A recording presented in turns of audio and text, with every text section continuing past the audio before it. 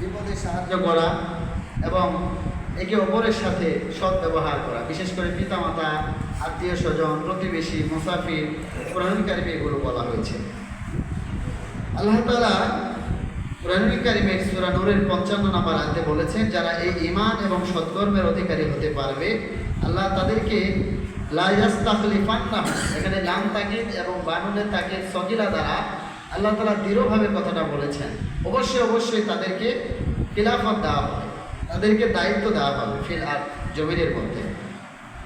তো এখানে প্রতিনিধি করার অর্থ হচ্ছে আল্লাহ তাআলা ক্ষমতা এবং নেতৃত্ব দান করবেন। প্রিয় ভাইরা, আল্লাহ তাআলা ক্ষমতা এবং নেতৃত্ব দান করবেন কাদেরকে? এবারে কোরআনুল কারিমে অনেকগুলো বক্তব্য এসেছে।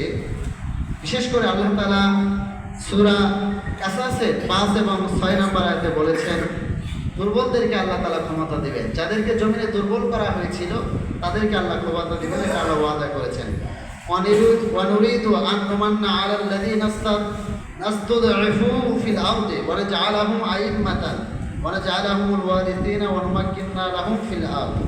আল্লাহ বলছেন, আমরা চাইব যাদেরকে জমিনে দুর্বল করে রাখা হয়েছিল, পৃথিবীতে যাদেরকে দুর্বল করা হয়েছিল, না জাআলাহুম আইম্মা, আমি তাদের মধ্য থেকে, ইমাম শব্দের বহুবচন হচ্ছে আইম্মা, আইম্মা অনেকগুলো নেতা তথা দায়িত্বশীল আমি তাদের মধ্য থেকে নির্বাচিত করব।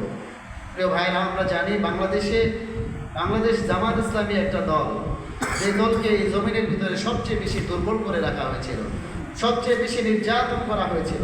আল্লাহ ওয়াদা করেছেন, আল্লাহ প্রতিশ্রুতি দিয়েছেন, আল্লাহ চেয়েছেন যে আমি তাদেরকে খেলাফতের দায়িত্ব দেব, আমি তাদের মধ্য থেকে নেতা বানাবো, ওয়ানাজআলাহুমুল ওয়ারিসিন, এবং তাদেরকে উত্তরাধিকারী বানাবো, ক্ষমতার উত্তরাধিকারী।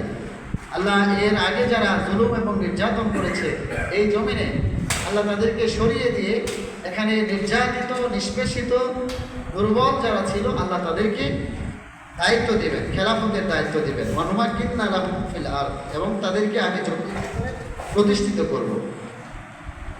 এরপরে আল্লাহ রাব্বুল আলামিন সূরা আনফালের 26 নম্বর আয়াতে